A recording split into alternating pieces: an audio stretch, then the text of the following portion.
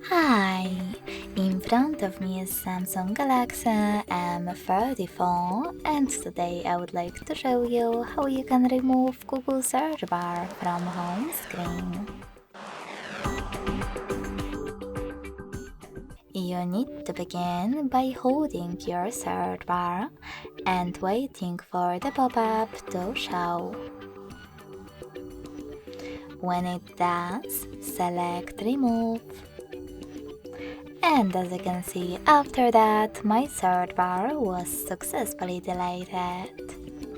In order to restore it, hold your device's screen, click on Widgets at the bottom and look for your Google app. Then click on it, tap on the search bar and select Add. Thanks so much for watching. If you enjoyed this video, don't forget to leave a like, comment and subscribe. Bye!